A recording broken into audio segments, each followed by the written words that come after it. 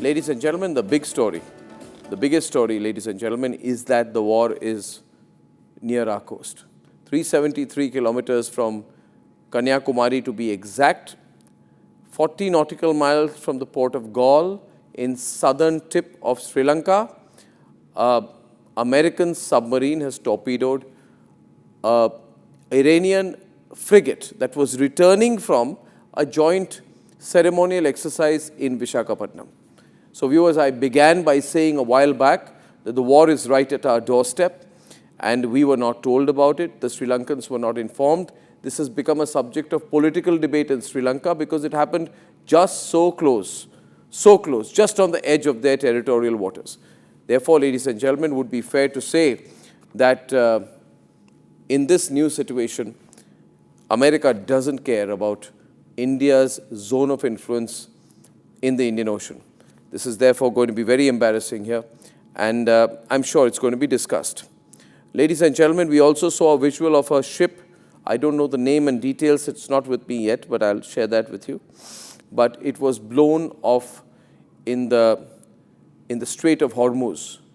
So ladies and gentlemen, what is the Strait of Hormuz? The Strait of Hormuz is the lifeline of the global supply chain of crude oil.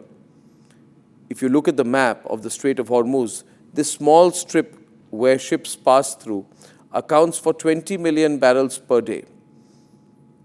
That is approximately 1/5 of the global oil requirement. Major source countries which pass oil through this route are Saudi Arabia, UAE, Qatar, Kuwait, Iran, and Iraq. The major recipients are in Asia. 85% of the oil passing through there is supplied to Asia, 15% to the rest of the world. In Asia, the major countries impacted are China, India, Japan, and South Korea. And that is why today, as I'm looking at all these issues, I'll bring the focus on how this could affect us. Now, talking about the LNG supply that passes through the Strait of Hormuz daily, it's around 10 billion cubic feet. That's a lot of LNG. That's 20% of the gas supply. It comes from Qatar and UAE. Again, who buys this LNG? China, India, Taiwan, South Korea, and Pakistan. So all the CNG, LNG that comes to India, the cooking gas, all that, ladies and gentlemen, very many places, the source is also through the Straits of Hormuz. Will there be an impact on India? There will be.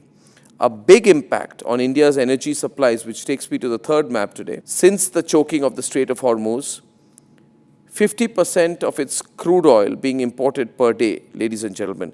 The Strait of Hormuz, if this gets choked, it becomes a major vulnerability for India because in terms of LNG supply, this is 80% of the LNG that comes through to India comes through this route. So our energy requirements will be majorly affected. Of course, the government says we have enough for quite some time, 25, 30 days I think they're talking about. But what if this goes on for longer? What if gas supply for households, industries, petrol, diesel and gas, will there be price revisions? Will things change?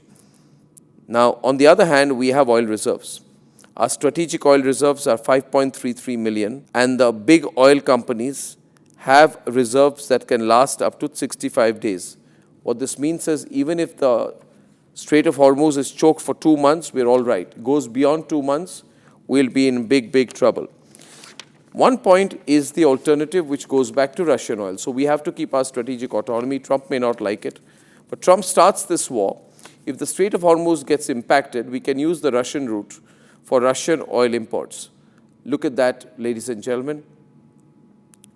An alternative to the Strait of Hormuz that presents itself to India is Russia. Oil imports from Russia to India across Primorsk, reaching up to the Mundra port in Gujarat. But again, we will have to find a way to make sure that the oil reaches us. So Russia could be a backup.